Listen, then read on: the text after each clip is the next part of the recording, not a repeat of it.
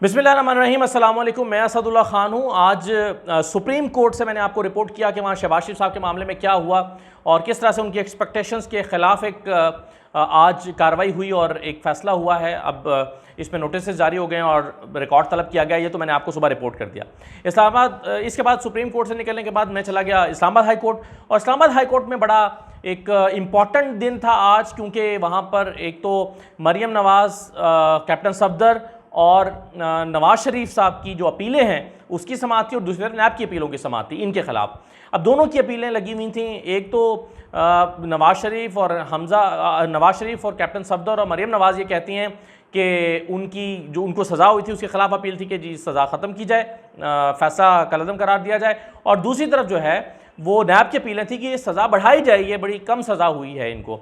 तो ये दोनों की अपीलों के लिए समाअत थी।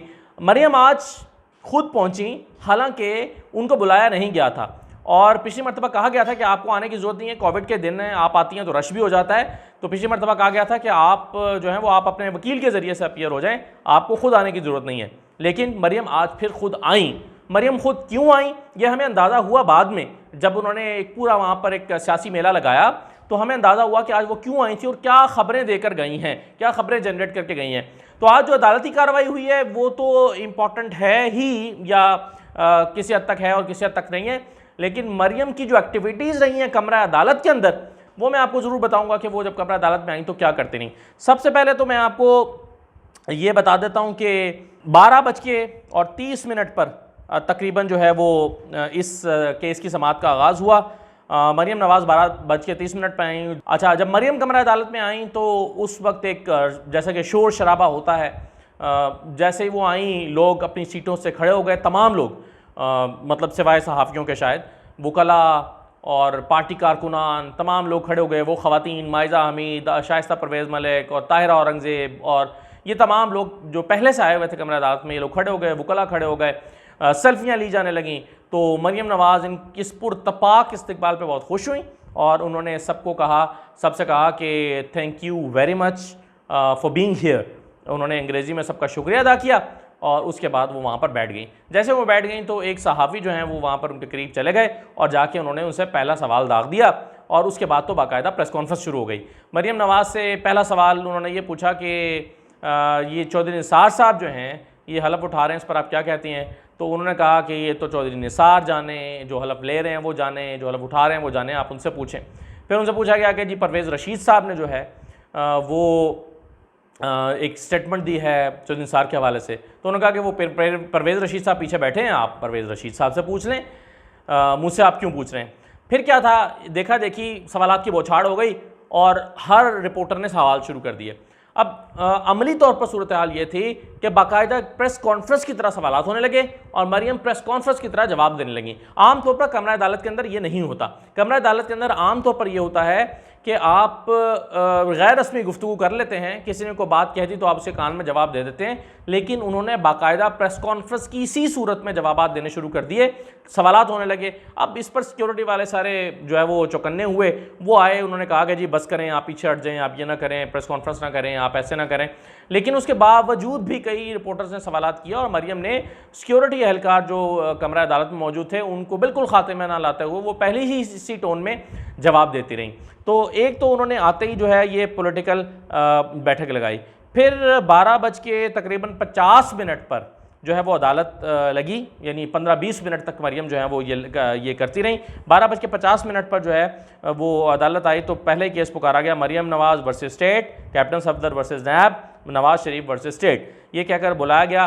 तो जो नैब के वकला थे वो तो आ गए, लेकिन बताया गया कि नवाज़ शरीफ के जो वकील हैं उनकी तरफ से गैर हाज़िरी की दरख्वास्त आई हुई है और एडजर्नमेंट की जो है वो उन्होंने इस्तदा की है। यानी उन्होंने कहा है कि मैं आज अदालत में पेश नहीं हो सकता। अमजद परवेज़ साहब ने तहरीरी दरख्वास्त की है कि मैं आज अदालत में पेश नहीं हो सकता, मेरी दूसरी अदालत में मसरूफियात हैं, इसलिए इस पर तारीख़ दे दी जाए।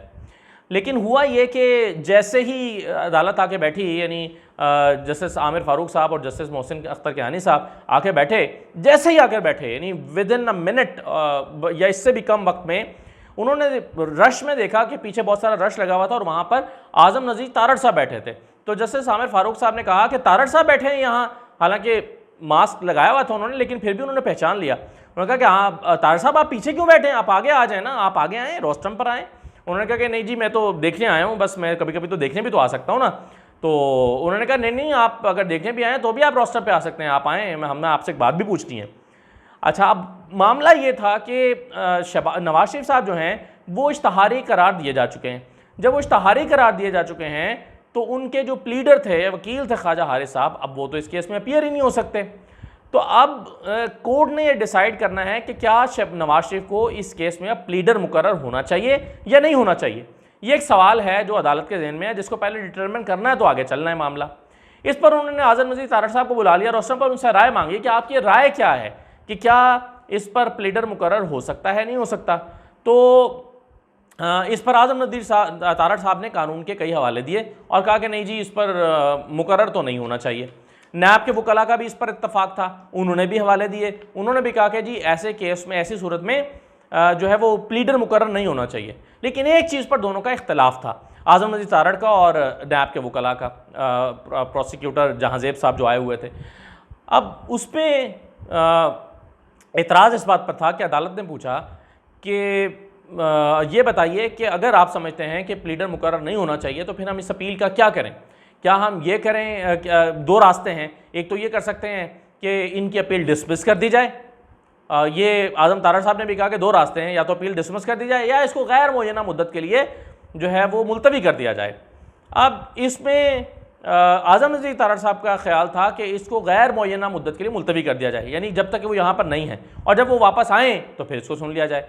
लेकिन इस पर नैब की राय मुख्तलिफ थी। नैब के प्रोसिक्यूटर, उनकी राय ये थी कि नहीं, इसको आप डिसमिस कर दें, ठीक है, और इसको जो है वो आप डिसमिस कर दें, और इस नवाज शरीफ साहब की इस अपील को, प्लीडर अगर मुकर्रर नहीं होना तो फिर अपीलें भी डिसमिस हो जानी चाहिए नवाज शरीफ की। ये दोनों तरफ के आर्गूमेंट लेने के बाद फिर जो अदालत ने 9 जून मुकर्रर की, कहा कि चलिए अगली मरतबा हम आर्गूमेंट बाकायदा तौर पर सुनेंगे और ये तय करेंगे कि प्लीडर मुकर्रर होना चाहिए या नहीं, और प्लीडर मुकर्रर नहीं होना चाहिए तो फिर कानूनी रास्ता अदालत के सामने क्या है। तो ये तो हाई कोर्ट में हुआ। अब जैसे ही ये हुआ, मरियम बाहर निकली तो सबसे पहले तो उनको कुछ ऐसे एंकर्स ने या रिपोर्टर्स ने घेर लिया, जिन कैमरे हालांकि मीडिया के अहाता अदालत से बाहर लगे हुए थे, लेकिन उन्होंने उनको अहाता अदालत के अंदर ही पकड़ के सवाल शुरू कर दिए, जिसमें कुछ ऐसे लोग भी थे जो सिर्फ यूट्यूब के ऊपर जर्नलिज्म कर रहे हैं और किसी चैनल या इदारे के साथ वाबस्ता नहीं है। तो उन्होंने अपने चैनल से लाइव चले गए और लाइव जाकर उन्होंने मरियम नवाज़ से सवाल शुरू कर दिए। अब इत्तफाक से मरियम नवाज़ उन के लिए वहाँ पर रुक गई, खड़ी हो गई, और उन्होंने उनके सवालों का जवाब देना शुरू कर दिया। फिर उसके बाद वो बाहर आई, और बाहर आकर, और इस दौरान भी सिक्योरिटी के एहलकार मुसलसल चिल्लाते रहे, कैमरे बाहर लगे हुए हैं, अहाता अदालत में इजाज़त नहीं है, कैमरे बाहर लगे हुए हैं, आप बाहर आ जाएँ, बाहर आ जाएँ। लेकिन उन्होंने कम से कम 7-8 मिनट या 10 मिनट की गुफ्तगू मरियम नवाज़ ने वहाँ पर की, और उसके बाद फिर वो बाहर आके बाहर के कैमरों से मुखातिब हुई। अब जो ख़बर इसमें से निकलती है वो ये है कि मरियम नवाज़ साहिबा से सवाल किया गया कि आज शाहिद खाकान अब्बासी साहब ने कहा है कि अगर आपने पीपल्स पार्टी को दोबारा पीडीएम में शामिल करना है तो फिर मेरा इस्तीफ़ा कबूल कर लें जनरल सेक्रेटरी की हैसियत से, मैं पीडीएम का फिर जनरल सेक्रेटरी नहीं रहूँगा। अब सवाल बिल्कुल वैलिड था सहाफ़ियों का कि ये शाहिद खाकान अब्बासी साहब जो कह रहे हैं वो तो शहबाज शरीफ की मुखालफत कर रहे हैं, क्योंकि शहबाज शरीफ पीडीएम में लोगों को दावत दे रहे हैं। तो इस पर मरियम साहबा का जवाब जो है वो बड़ा हैरानकुन था। उन्होंने कहा कि जो शाहिद खाकान अब्बासी साहब कह रहे हैं वो बिल्कुल ठीक कह रहे हैं, वो वही कह रहे हैं जो हम कह रहे हैं, और वो वही कह रहे हैं जो कि मियां नवाज शरीफ कह रहे हैं। तो इसका साफ साफ मतलब यह है कि जो शहबाज शरीफ कह रहे हैं हम उससे इत्तफाक नहीं करते। तो ये जो मामला है, जो सबसे बड़ी एक तरह से उनकी पॉलिटिकल टॉक में ख़बर रही वो ये रही कि मरियम नवाज़ और शहबाज शरीफ के दरमियान एक इख्तलाफ मौजूद है।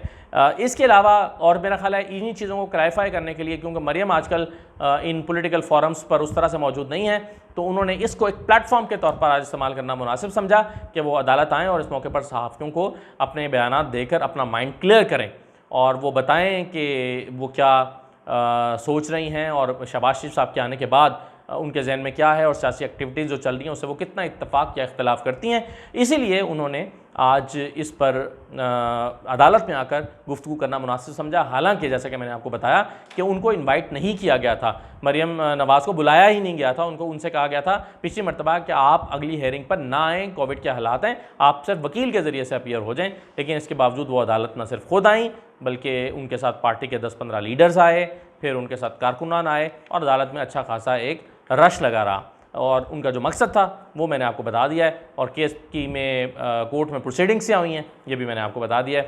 तो इजाज़त दीजिए, अल्लाह हाफ़िज़।